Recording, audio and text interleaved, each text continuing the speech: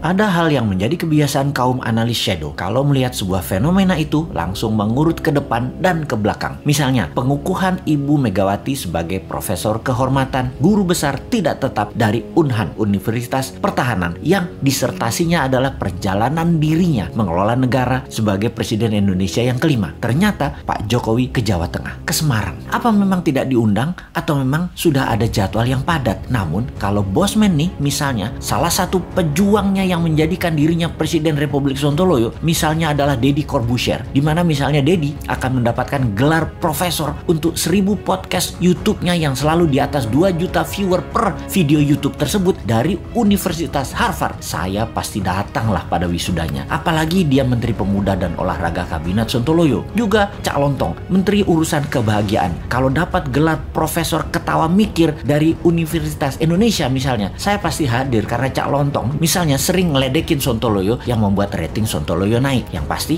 masyarakat bahagia jadinya. Ya pasti akan hadir lah si Bosman ini. Rocky Gerung misalnya dapat gelar Profesor Akal Sehat, juga Menteri Pendidikan dan Budaya Akal Sehat, pasti Bosman hadir. Namun di acara Ibu Megawati dikukuhkan sebagai profesor, mudah-mudahan memang Pak Jokowi tidak diundang seperti Pak Ganjar nggak diundang di acara PDIP Semarang gitu ya. Tapi sekali lagi, kok Pak Jokowi ke Semarang ya, ke Ganjar ya? Kenapa ya? Nggak ke Saudi sekalian urusin supaya Indonesia bisa berhaji misalnya.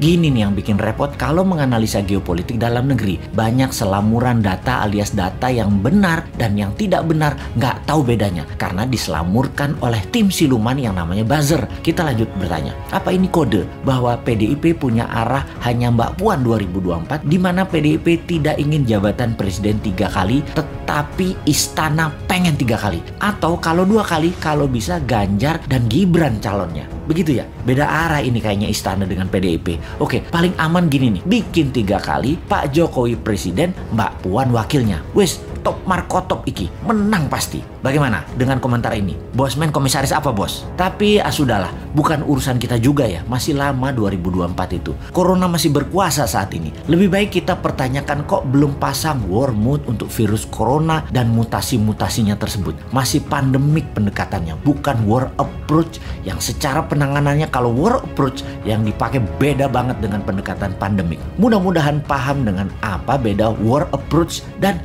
pandemic approach.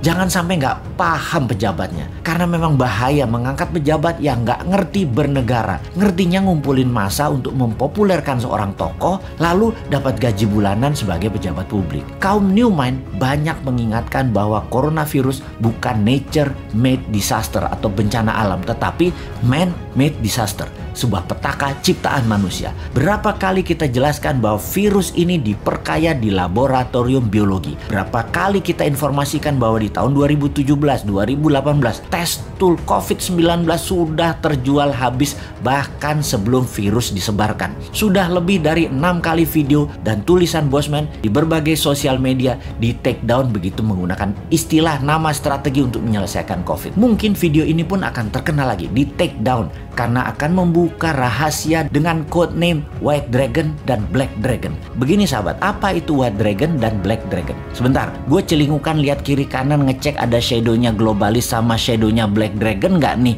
di WC jongkok gue yang lagi mengupdate status.